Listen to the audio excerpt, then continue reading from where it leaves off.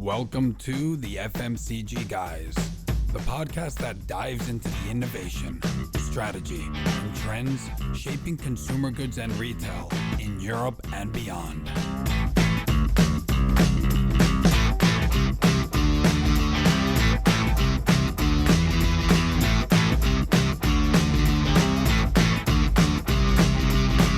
I think we are live now. Welcome everybody to this special live edition of the FMCG Guys, in this case in partnership for the first time with Nielsen IQ. We'd had Nielsen IQ on the podcast a while ago. Actually, we'd done LinkedIn Live with Nielsen IQ.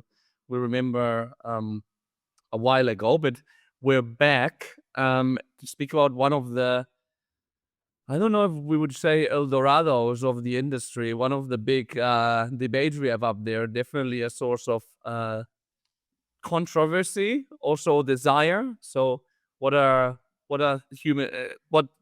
things are more human, controversy and desire, right? So you may be listening to this as a podcast, because it will come out as a podcast the next Wednesday. Today is Thursday, February 26th. And I'm lucky enough to be co-hosting this with my dear friend, Efrain Rosario. Hey, Efrain, how are you? Good, Daniel. Nice to be with you as always. Likewise. We hadn't done these lives for a while, so I'm pretty excited about it. Yeah. The training wheels are off, right? Yeah. They're off. Now we're live. Everybody can see us. No margin to make mistakes. No change production this time. Exactly. We can't hide now. Fortunately, we never make mistakes, so it's fine. But to talk about like incrementality in this time where I think that retail media has, I think now it's a consolidated thing in the market. The hype is over. Not that it's not important. I think it's more important than ever, but the hype is over. And I think that brands are expecting to actually get tangible results out of it. I think that retailers also need to prove the case of the business, if it actually works or not. Like, is it a credible marketing channel more than a trade channel? Or is it even a credible trade channel? Let's see. So to talk about this, and this is an open conversation, so whoever's listening to us is very welcome to ask questions, even like disagree with our speakers if you like, challenge us, and we will allow questions during the conversation, and if any are not answered, we can answer them at the end as well. So without further ado, let's bring in our expert panel here. We have on one side Salim Bachatene, who's the SVP e-commerce sales at Nielsen IQ. Hi Salim, how are you? Hi Daniel, hi friend, hi Alex. Very, very good. Very excited about the topic today. Excellent. And on the other side, we have Alex Juday, who's the SVP e-commerce revenue at Incremental. Welcome. Appreciate it. Very excited to be here and appreciative of you guys having me on. Perfect. So Efrain, I think you have a question for these two gentlemen to kick this off and also give a bit of context to the audience, no? Yeah, absolutely. I mean, I think that you kind of nailed it when you talked at the very beginning about this being a somewhat controversial topic, but I think it's also a little bit of an Easter egg in a way, because I think the word incrementality is used in a lot of different parts of the business. And with that is open to some interpretation in regards to what it means to different people in the business. So that being said, I want to put that back out to our guests today. And I would love personally, for my own personal education, to understand how you all define incrementality. Maybe we can start with Alex. Let's go. Yeah. Let me drive that a little bit. Let me start with Salim, and then we'll turn it over to you. I think Alex should go first. The name of the company is Incremental. So we should be all educated. I have a slightly contrarian view to this topic, in that I actually think everyone agrees on the definition of incrementality, which is the true causal impact to, I spent $1, what happened or what value was created that would not have otherwise occurred if I didn't spend that $1. I think everyone agrees with that, and I've never had a brand say that they disagree in that regard. I think where the waters get a little bit more muddied is in the greater conversation of measurement in general. We start talking about last touch and multi-touch attribution and the standardization of those metrics, like a ROAS, whatever it may be. when in reality they're really two separate conversations and concepts. Last touch and multi-touch attribution can tell you exactly how Salim bought something, but they can give you little to no insight to why he bought it. And I think when we talk about incrementality, what we're all after is why, what made Salim buy it, and therefore what was created because of that. And so I think the conversation's got to kind of be split again. There should be the conversation of standardization around last touch and multi-touch attribution, and we should keep tackling those things. But I think incrementality is pretty well agreed upon in my mind. I kind of agree with everything you said, Alex. So first of all, I'm not an incrementality expert, but I think I got dragged into this conversation in the last 12 to 18 months. I thought you were going to say in the last 24 hours for a minute.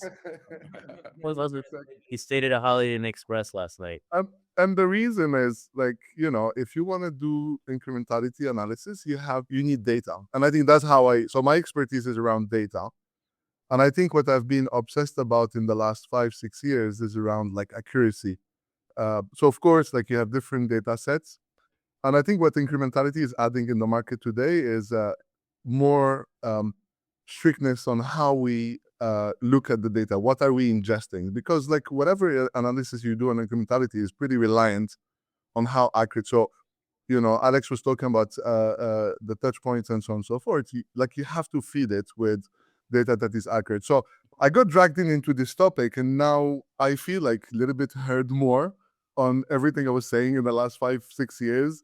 That like, be careful when we talk digital shelf, we need to talk about like accuracy and measurement. When we talk about sales data, we have to talk about, and then it brings the other topic of when you bring all these data assets together, how do you marry them up? Like it requires also, and I know we will talk about this a little bit more in details. So no further to add from what Alex defined, but I think behind the definition is what is kind of required so that you can run this exercise in the right way to get the right outcomes. And I think still we need to equip and educate the industry about the importance of what sits behind it. Because what is like the link? And I don't know if this is a stupid question. Maybe it is, but I'll ask it anyway. What is the link between the digital shelf and incrementality? Again, I'm gonna let Alex. I'll go on this one. I think the link is critical because the way we think of how you have to approach this problem, especially around we talk about on-site retail media, things like in-grid search, display banners, etc. These ad units are relatively unique in the fact that they're nested within and around all of these other, we call them conditions of commerce, which is all the things that you're measuring in the digital shelf: price, promotion, organic rank, paid rank, ratings and reviews, buy box availability, all the things that you have with a digital shelf provider. And we believe that, again, when you're after the answer of what made Salim buy something and you're trying to truly measure and define causality, if you're unaware in retail media of all of the digital shelf factors that as consumers we know have a gigantic impact on why we buy something or don't buy something, you can't possibly be getting close to measuring it in an appropriate way. And so in our opinion, you simply can't measure incrementality accurately without visibility into the digital shelf. And then the other component of that is it changes all the time and every day. So you can't have a static point in time large view of my average organic rank on Amazon was 6 for the last year. Well, if you do that, you have to be okay with knowing every day underneath your answer is wrong. So we think the link is imperative because you have to have it to do it right. And then you have to have a consistent and accurate view of it to keep up with the pace of the ecosystem itself. Mm-hmm. Yeah, and I think, so think about it this way. Since your question, Daniel, was about digital shelf. So for the last few years, digital shelf programs were mostly about like tracking, like monitoring those KPIs to try to create actions. So the governance around what these programs were saying was mostly like focused on, let's try to optimize search, let's try to optimize in a very kind of siloed way. Now that you're pushing all this data into a brain to define and to calculate incrementality that will come back to you with actions, now, there's a lot more scrutiny on what we're pushing. And, just search rank. So Alex talked about the changes intraday, but then there is also the accuracy of capturing it right, because, it differs. Like for omnichannel retailers, it depends on the store where you're going to get delivered from. And, so you have to be like, I think what is really interesting is that it's bringing now a lot more scrutiny and governance around the quality, accuracy, exhaustivity of the data. And now we're starting to talk the serious topics that I think it's making all these conversations a lot more interesting than just basic UI, UX kind of conversations. Yeah. No, I think it's interesting to kind of delineate between, let's call it more level of execution type of measurement versus like true impact. And that's where I think, you start to, with incrementality, you start to pull some of these apart. I want to touch on something that you alluded to, Salim, and get put your points of view on this, which is, for many companies, many brands, I'll put myself in the shoes of a CPG, FMCG brand. We've been spending money for years with regards to building out digital shelf and retail media capabilities. What would you say is kind of in essence that current scenario that we're in regards to now what? Like, so what do we do after having spent all this? And you kind of started to allude to it, but I'd love to go into a little bit more detail on that. Yeah, I think so my my kind of dream is that we start to create an industry standardization of what is required.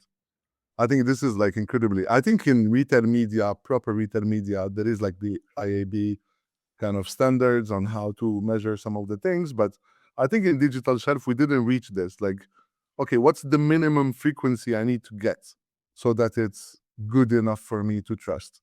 What is the granularity I need to get for me so that it's good enough to be actioned? What is the exhaustivity? Like if I'm calculating out of stock or search, like how many locations that is required so that my data is accurate. I think we're going there. I think it's kind of happening. I can see some of the conversations that we have today are more around these topics. I think people are starting to look more at the data. And I think the bigger topic is why we're moving there. We're moving there because it's not anymore possible just to continue to try and hope it works. So, and this is not just a retail media incrementality topic. I think this is like a commerce incrementality topic. Yeah. The idea is we used to have 20, 30 recommended actions every week. Those actions would change almost every week. And like we need to question ourselves, is weekly the right cadence? Probably not. And as we evolve into AI, probably certainly we need to get faster in some more automations. But then, so like we have all these actions that's like need to bring value to the manufacturer. So we need to move out of the guessing game of I'm going to run these 20 actions and we'll see. Now we need to get to the topic of like, I'm going to pick the 2-3 actions that are going to generate most of the impact from a performance and sets perspective. Yeah, like you're saying that yes a lot. Yeah, like Is that like something that you see like a lot of? Is it painful to see how many brands get certain things wrong? yeah, I would say Is that what you're pointing to? yeah, there's a ton of opportunities still out there, and we'll get into that. But I think to build on the question, Salim's point, I think the stakes and the capability game have gotten a lot higher just because, I wouldn't say the macro environment is an easy one for brands right now to generate meaningful growth, right? And I think e-commerce and omni-channel retailers and marketplaces are still being asked to play probably the predominant role within the portfolio of where growth is coming from.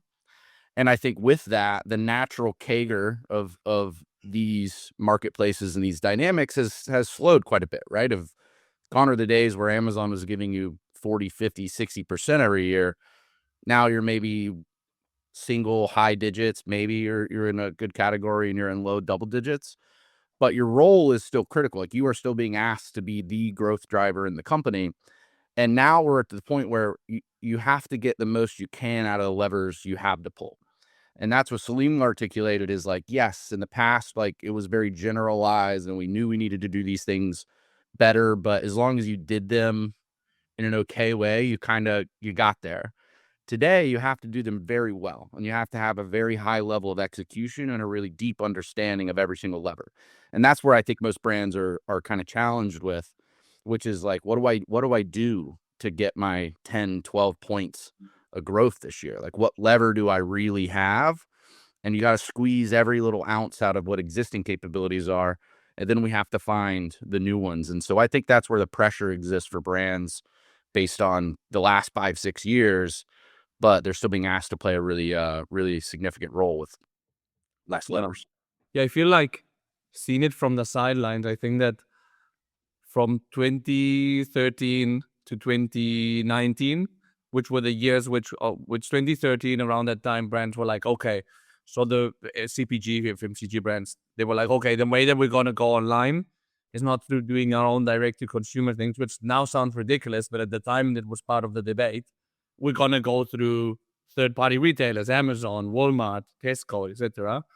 And I think that in that period of time, it's just like develop these relationships, be listed, and then it's all gonna be growth. I think that then from 2020 to 22 or 23, we had retail media, right? Like if we want to keep on growing, we just put money into retail media and that's it. And now it's like, okay, we have to actually look at like the base of what we're doing, the data, etc., to do it well. No, unless you have like do a marketing miracle, but not everyone can be like liquid death, right? So yeah, we had just to comment on this, Daniel. We had a digital advisory board a week or 2 weeks ago, where I think this topic is also a reason to, and I think there is a big objective that many manufacturers are trying to achieve, which is breaking the silos. And I think this topic is going to help breaking the silos. So, we're going to start to work closer, like e-com, marketing, store teams, sales, supply chain, finance, all these people that are now like taking a closer look at what we do and how we do it and how we're all directionally going through increasing the sales and the market share. I think that's also a very interesting topic to highlight, which is bringing people together around the topic. And that goes also with agreeing on the data that is being used and so on and so forth. That's what I was just going to say. I think to me, the common language across the different functions you just mentioned is data, right? Because all of a sudden now, this is a treasure trove of information around consumers and understanding their behavior that these other groups that aren't necessarily, let's say, incentivized performance-wise solely on e-com are interested in, because all of a sudden it helps them in terms of being able to market better. It helps them in regards in terms of like having more clarity from a financial standpoint in terms of what works and what doesn't. So that being said, I know obviously this is a topic that's near and dear to your heart, Salim. So I'd love to just hear more about how you're thinking about data assets in regards to from an NIQ standpoint.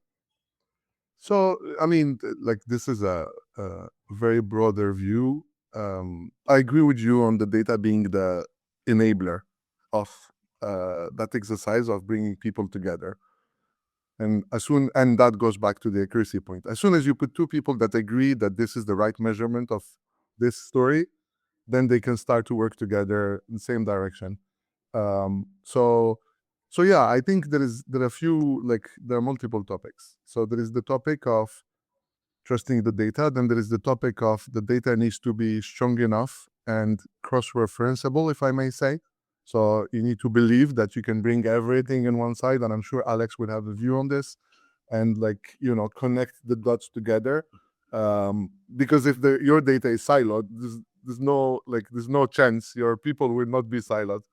And then I think also that I think more and more now that the quality of the insight or the action that you can take is materially different based on the amount of data you use, not the amount in terms of like one silo, but the more you cross-reference different sources of data. So sales, market share, digital shelf signals, shopper behavior, all these sources, some retailer data, some data coming from more of marketing and media touch points. So when you start to tell a story, having lenses coming from different ways, your story becomes clearer, and therefore you can analyze the impact of whatever action you're taking with a lot more precision. And that's what is going to be, in my point of view, the competitive edge of some manufacturers that will understand the story faster and earlier than others. Some will take materially more precise actions than others, and those are the ones that are going to win, I think, within their categories. So is like having the right data assets the key to then do incrementality analysis? Are there any other key aspects that we have to take into consideration to know, like, yeah, is my brand selling more because I'm putting money into the digital shelf or retail media? No. Yeah, I think I like to group the problem in 3 buckets. One is acquiring the right data to do this well. And we talked about digital shelf being one of it. We also believe you have to have, obviously, all the media data itself. We also believe you have to have all of the retail data. So like if we aren't aware that, Gerber went from 2,000 doors of distribution on this set of SKUs at Walmart to 3,800 doors of distribution in an April reset, I don't know if we're measuring incrementality that well for them. So getting the right data is step one. Just because you have the data doesn't mean you can actually use it well. And this is where it gets to Salim's world of getting the data, mountain one. Mountain two is having an infrastructure and a solution in place that can harmonize and cleanse and put all this data together in a way that allows you to manipulate it and set the math up for success. And then the third mountain is you have to do actual good math. And I think there's people that fall short in each of those buckets in regards to retail media incrementality. I think most traditional measurement providers lack the right actual data to do it. Then they probably lack the actual infrastructure that even if they had the data to allow themselves to do it. Or then you have some people who use very oversimplified restatements of ROAS. That's not incrementality. It's probably a little bit better than ROAS, but it's not incrementality. And so those are the 3 buckets that I kind of see as the big challenges. And that middle one's really, really hard. Like if I told you our platform was 10 million lines of code, 8 of the 10 million lines of code isn't math. It's the first 2, which is acquire data and build a solution that can put the data in place to set us up for the last little bit to actually do the math. And so those are the 2 really difficult data steps, in my opinion. And what are like the common, you mentioned that imagine I have like a dishwashing tablet brand. Yeah. And like, I want to know, like, if the money I'm putting into retail media, it's giving incremental sales, right? What are the typical things that people, what would be the process and maybe like the watch outs? And we can be very specific about, like, I'm Mr. Dishwasher tablets. Yeah. Number like 2 in the market. Yeah, I think from an actual methodology perspective, it's not easy in that there's no single methodology that can do this really well. Most retailers don't enable brands or agencies to run geo-based lift studies or RCTs. If they did, that would be fantastic. Well, I probably wouldn't have a job, but it would be a lot easier, right? If they allowed you to do those things. They don't. And so in reality, you're kind of stuck with how do you truly get to causality when your number one lever in methodology, which is experimentation, is kind of limited in this channel. It's really easy in Facebook and Meta and Google, you can do that. And so we believe you have to kind of take an ensemble approach. We use econometric based regression modeling as like a beginning point, which is standard MMM type practice and methodology. Where we can use designed experimentation, if P&G's got Instacart to run an RCT in the background for them, we can take those results in. To account for the lack of designed experimentation, we do what we call passive experimentation, which is essentially like difference in difference analytics, where like we're looking backwards at all these instances of things that have occurred, and we're finding scenarios because we have that data infrastructure that we can stitch all these things together, where Salim didn't design a scenario where the only things that changed were he spent 10% more on retail media and his competitor was on a discount. But we found 5,000 instances in which those two things were correct, and then vice versa. We can then use those as experimentation. And then the last piece is, again, I harp on this all the time. It can't be static. The space changes every day. So you also need to have a consistent, always on learning and feedback loop. And so that's kind of how we approach it. There's no one methodology or approach from a math perspective that can do it. You have to use multiple and have the strengths of those cover some of the weaknesses of others. Sounds easy, right, Ephraim? Oh yeah. Child's play. Yeah. And I've reached my point of diminishing return on how deep I can get into the math. Oh, it's gone. Yeah. I'm not the math guy. Neither am I. I can tell you that. No, but it's and I guess that's the thing, right? Like, it's a thing that you have to like kind of like, as you said, build these case scenarios to prove the case.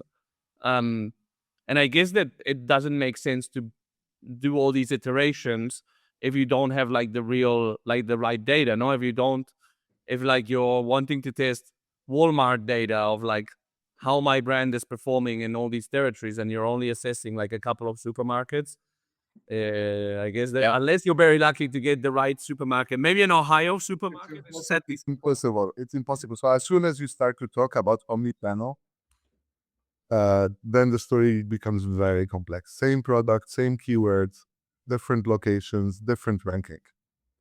So if you don't have that exhaustive tracking, then it becomes a luck question. And it becomes more dangerous because if you push that data into your brain and all the mathematics that Alex was talking about, then you're training the model to be wrong. Like, that's where it gets like super, super important that you have that national exhaustive view that tells you the truth of what's happening.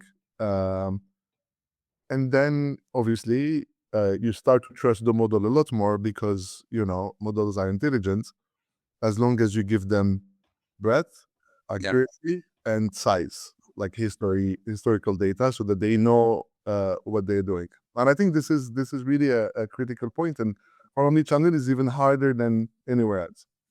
Yeah. And by the way, in case somebody's joining us now, just a bit of housekeeping. We're here with my co-host Ephraim, hosting Salim from NIQ and Alex from Incremental, speaking about incrementality in retail media. And by the way, we don't have any questions yet. Remember, you can ask us whatever. We'll tackle them as we go or at the end. We have someone called Matthew who compliments your mustache, Alex, for now. He says you have a gnarly stash, which I guess in American lingo, I guess it's a good thing. Yeah. Well, I'll see Matt at a Cubs game here soon. What is that baseball? Yes. Yeah.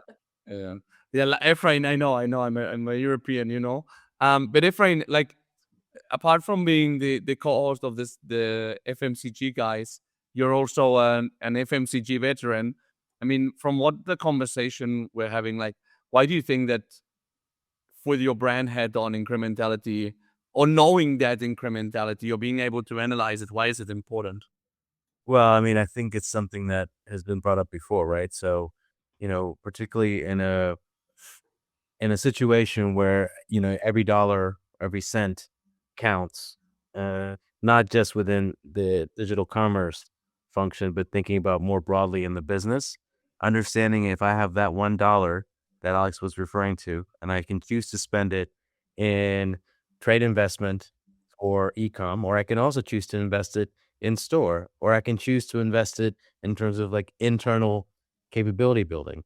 How do I know what to go do with that dollar, right? So understanding the true impact of, what the actions I'm doing are going to do is really, really important. And I think for me, just listening to some of the conversation here, again, putting my brand hat on, I think it's one thing to, everybody wants to have a single, nice, very easy single measure called incrementality or iROAS. But I think it's actually more important for us to really think about the underlying levers that sit beneath that, because, we really we kind of talked about what incrementality means, But if I'm thinking about it again through through my brand eyes, I'm thinking about it as like, are we talking incrementality in terms of am I driving buyer penetration? Am I driving shopping trip penetration or incidents? Am I driving incrementality through average spend? Am I driving it through frequency of purchase? That's the things I want to know. And the reason that I, as a brand, want to know that is because those are the things that I can start to action, right? I can start to think about, well, what am I going to do to get people who get more buyers into, recruit more buyers for my brand? What is it that I'm going to do to be able to incentivize them to think about me on more shopping trips and put me in the basket? Those are a little bit more tangible to me than a single measure would ever be. So to me, that's one of the things that I take away from a brand perspective. The other thing I would say is I would build on Alex's 3 mountains, and I would add a 4th mountain, which I think is actually Another one? Even you longer here? and I actually think this is my provocation, and I actually think it's the highest peak of all of them, which is like, we can have all the data in the world, but I can tell you that from my perspective, as somebody who's been in this industry for quite a while, I don't think lack of data is our problem. I think turning that data into actual insight or implications around the so what, like what I was saying, what do you go do with it, is actually the problem. So I think building that capability internally in the business and being able to take all the information and, once we know that we can trust the data, once we have it harmonized and when we actually, feel comfortable with that calculation, but being able to go figure out what to go do with it, that is, I think, another mountain that we have to climb. So Yeah. if I can comment on this, I love what you said, and it's not controversial. It's, I think, the truth. So first fold, you talked about something that I would name shopper fluidity. Shopper is everywhere and can change retailer as opposed to the offline world by closing an app and opening another app. Shopper is omni-channel, 90% plus minus 5% depending on the categories. So there isn't such a thing of like an online only shopper and then an offline only shopper and then a small proportion of like in between. It's like the shopper is not only omni-channel but is unpredictable in terms of what they buy and where they buy it. So we cannot look at things now in isolation anymore, and that brings like that topic. And across retailers too, as I explained, that you can change, and I do that. Like if I don't find my usual product that I really want in one retailer, I just close the app and then start my my shopping journey elsewhere. So that's how we have to see things in a comprehensive way. So that's on the first fold that you mentioned, and on the 4th mountain. So I love the mountain example. I think of it more as a triangle or a pyramid. And I think I've seen a lot of manufacturers tackling the pyramid from the wrong side, which is, let me buy some data, then let me improve that data in my data lake. And then at every step of the pyramid, they find like new challenges, like, oh, I can't marry up the data, I can't cross-reference. And then once I have my data and a data lake and I spent a lot of effort and money to harmonize it, let me bring a data scientist to kind of try to build some modeling. And then when that is done with all the hurdles that come, the last stage is like, okay, what do we do now? I think that we should inverse completely the pyramid and we should start like, what do I need to do? What are the 10, 20, 30 use cases that I'm trying to solve? And from there, we start, okay, so who do I bring? What are the partners that I need to bring around my table? Then once we design that, like, okay, what kind of data do I need? So I just think we need to change and educate on changing the paradigm around this, starting from the use case, back to your point, Efrain, what I'm going to do. And that's going to solve also the point that Alex was mentioning, which is what I'm going to do that is going to generate sets. Yeah. There's this fantastic convergence in retail commerce media in that we believe to measure it appropriately, you have to do it at a depth and a frequency of daily campaign level. We truly believe to measure it right, you have to do daily campaign level. Now, the magic that happens there is when you do it at the daily campaign level, you match the granularity and frequency of buying. And so you generate the opportunity to do exactly what you talked about, Efrain, which is how fast can we get from measurement to insight to activation? That's the magic bullet of how quick can we get there. And this space actually gives us the opportunity to collapse that entirely. And you start with measuring it well, then you build the insights that you can feed into what do I do? How do I use it? And then you have providers like us who work with people like a PackView and a Sky, et cetera, where then you can feed those insights into the buying engine where it happens instantaneously. And so this is actually the space I think has the most opportunity to collapse that funnel as fast as possible.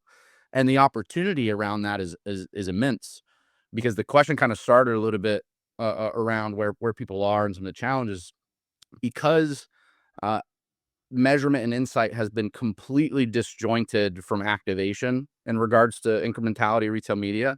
The only metric that's ever been available for activation has been ROAS and last touch attribution. And the problem with that is it is dictated where money has went. It's dictate where bids go in most instances.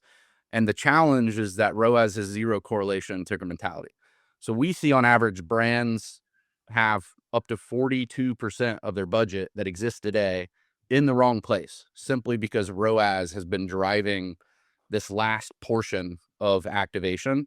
And so we're pretty excited because we think you can connect all these things together now.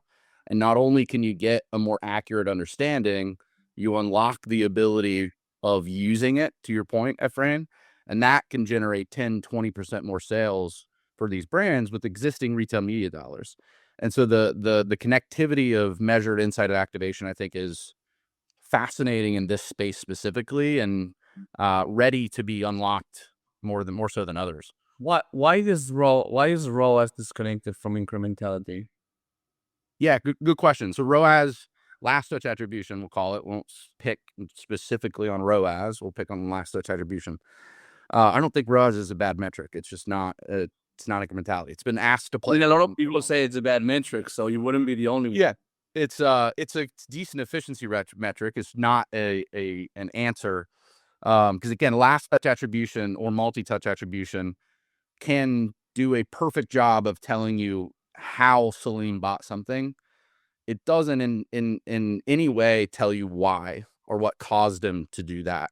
He could have saw an Instagram reel that was the actual reason he decided to buy something, and he gets on Amazon and he types it into the search box and he buys it.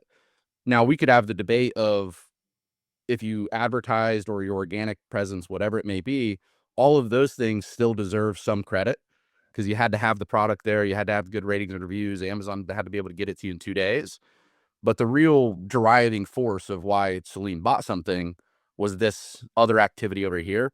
And that's the context that last touch or multi-touch attribution miss, which is just because you took a specific path to purchase, it doesn't highlight what in that path was the reason he actually chose to buy something. And that's what ROAS misses. Ephraim, did you want? I saw you saying yes, so I let your mind speak. No. I think that's absolutely spot on, right? Which is like it's there, and this is, I think, a little bit of the holy grail for a lot of brands, right? Which is understanding what is it in that path that ultimately actually was able to get them over the hump, right? And I think, in store, there's been things like RFID and stuff that people have tried to play with in terms of saying, well, if I have the RFID, this is years ago, then I know where they picked it up from in store, and I know that it was this display that actually was what compelled them to actually pick up the product, as opposed to like getting it from the beverage aisle or the laundry aisle. But yeah, I agree with a lot of the things you just said in regards to like some of the challenges that I think last touch attribution has. I'm curious. I want to go to something that somebody said in the comments. So we had a question from Jigna, and I guess you kind of touched a little bit in terms of when you talk about daily campaign level measurement. But she was asking is like I guess more generally in terms of like things like MMM and just generally in incrementality.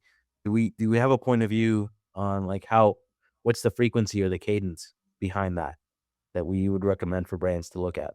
Yeah, I think in specific to MMM, we think MMMs are really phenomenal tools, and we don't think they're going away in any capacity, and we think they provide a ton of value to brands. We think they fall a little bit short in being strong at measuring retail media specifically. And then we know they fall short in regards to the speed and granularity that practitioners need to actually use it. Like someone brought it up earlier of, what do I do with it? Right. Like, even if I believed my MMM gave me the exact right answer of Amazon Media was a 1.7 to 1 ROI for me, what do I do with that? Like, I don't buy Amazon Media at this high level. I actually buy Amazon Media at a set of keywords for search or audiences for DSP. And so I don't really know what to do with that answer. And so that's like problem number one, is it's not granular enough. Two, in regards to like speed of it, I think faster is better in some instances, but to Salim's point earlier around like data quality and whatnot, if your answer is not a good one and you're getting it more often, I don't know if that's actually a better scenario for you. And so I think, if you're doing an MMM, most of our brands that we work with absolutely have MMMs in many regards. I think that, doing it 2-3 times a year to guide very high level budget allocation across all of the levers you're pulling is great.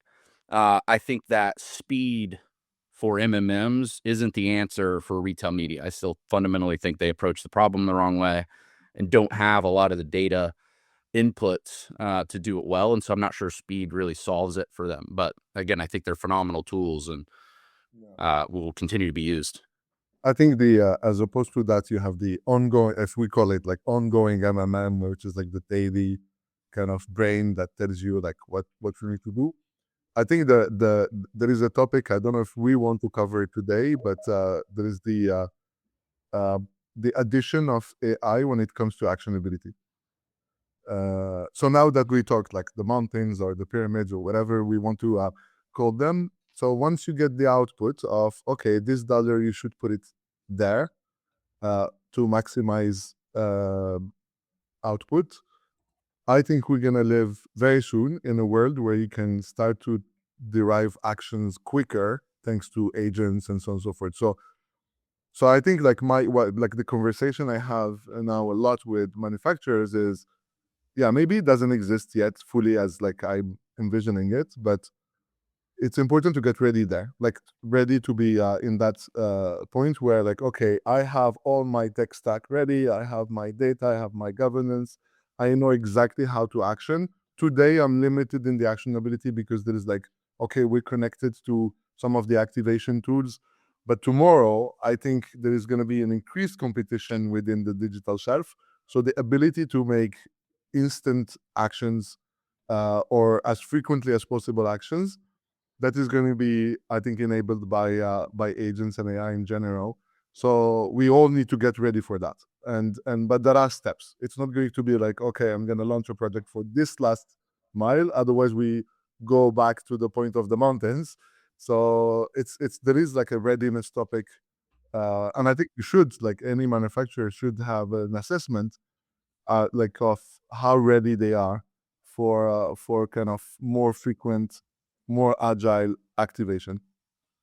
I have a couple of questions to wrap up the conversation, which is, what about like the retailers? I think they should like also be involved in like proving that spending money on them is like gonna make more sales for their advertisers. No, like what do you recommend they do to prove that their model is good?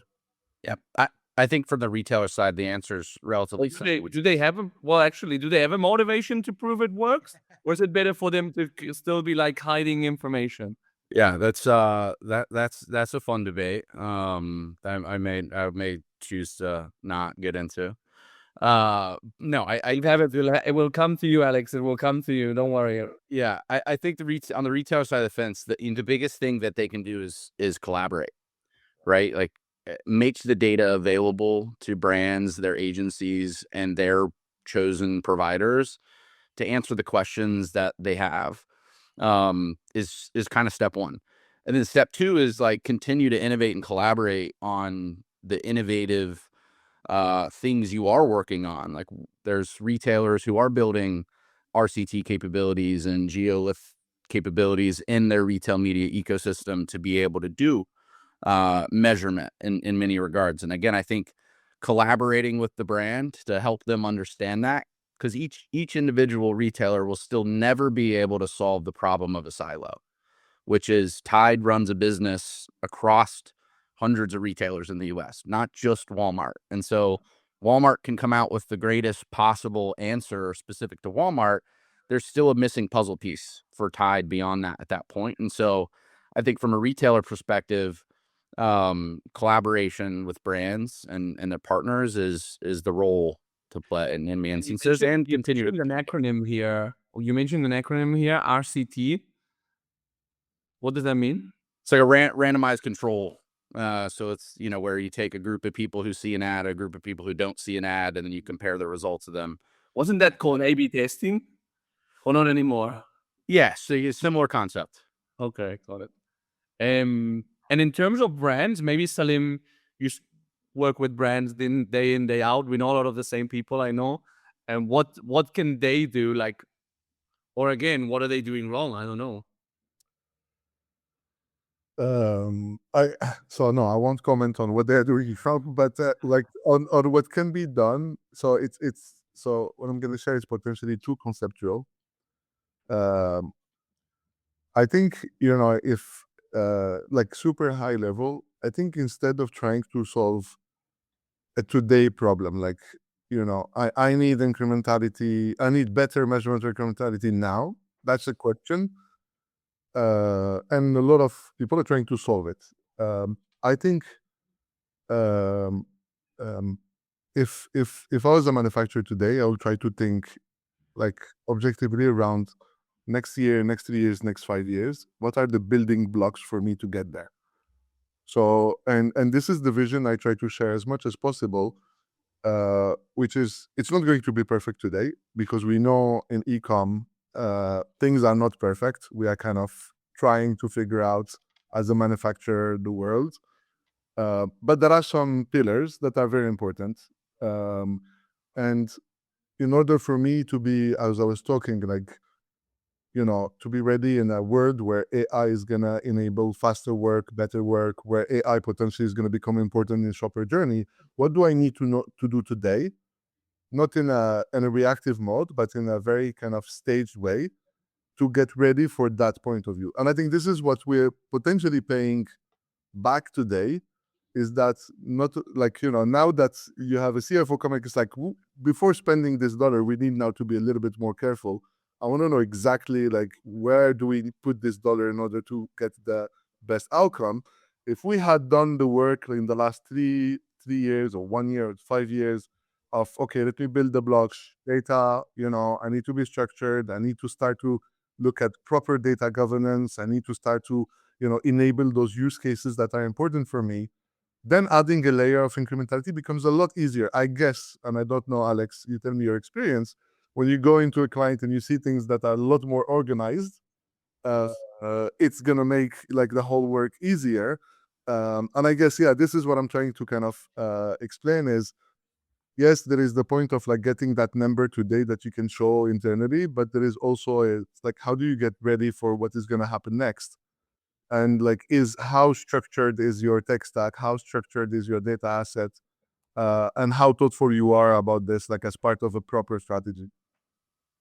So like the steps piece that you alluded to, Salim, I think is a really good point of, I'm not sure we ever get to the like perfect solution where someone can actually follow Daniel around the internet everywhere and understand if he was in a Walmart or not in a Walmart and in a CVS and then bought it on TikTok.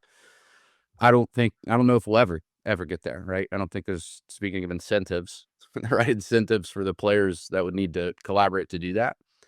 But I think making step, not that we shouldn't continue to strive to get as close to that as possible. Taking the steps intermittently to get a little bit better is a really good point. And there's a ton of value in between where we are and perfection. Like there's so much to be had. And so I like Salim's advice on like, it's you got to take step 1, step 2, step 3. We do get some brands that are like, this is not the perfect exact scenario, so we're not really, maybe into it. And I'm like, well, I don't know if that exists. Until it does, we can, there's a lot of value to be had. And so I think chasing perfection is great, but take the right steps to get closer and closer as we go. Yeah, and navigating the imperfection, I think, is the success factor. So I think the ones that win are the ones that embrace the imperfection, they use it, and they educate internally that, okay, guys, this is not perfect, but it's good enough for us to action and to deliver.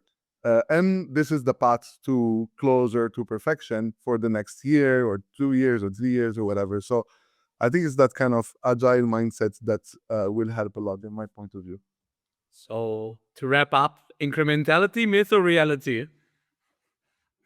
Very real. Reality, definitely reality. Or maybe you have to have the right foundations if you want to make it become a reality and not a myth, no? Yeah, that's a very good way to summarize it, actually. Thanks, Salim. Thanks. Well, thanks, guys, for joining us. That was great. If you've enjoyed the session, if you're still live, we know that we've gone a bit over time, but the conversation takes us where it takes us. Make sure that you recommend it to a friend. It will be available here on LinkedIn, also on YouTube and in audio format on Apple Podcast, Spotify, Amazon, etc., etc., etc. So thanks, guys, for joining in. I don't know, Efrain, if you have any last comments. No, I mean, I think, to the point made around progress over perfection, I think conversations like these they didn't get us the entire way in terms of like, the perfect solution to the answer to the question, but it's progress. So I'll take that. So I'm very thankful for that. Thank you, guys. Thank you very much. Of course. Excellent. Thanks, everyone. And we'll see you in the next episode, LinkedIn Live or live event of the FMCG, guys. Have a great one. Bye-bye. Bye.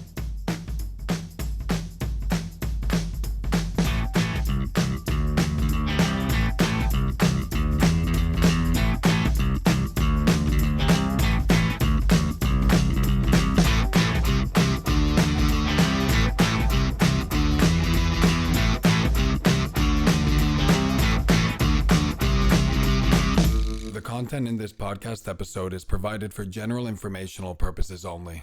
By listening to our episode, you understand that no information contained in this episode should be construed as advice from Dwyer Partners SL, doing business as the FMCG guys, or the individual author, host, or guests, nor is it intended to be a substitute for research on any subject matter. Reference to any specific product or entity does not constitute an endorsement or recommendation by Dwyer Partners SL. The views expressed by guests are their own, and their appearance on the program does not imply an endorsement of them or any entity they represent. Dwyer Partners SL expressly disclaims any and all liability or responsibility for any direct, indirect, incidental, special, consequential, or other damages arising out of any individual's use of, reference to, or inability to use this podcast or the information we presented in this podcast.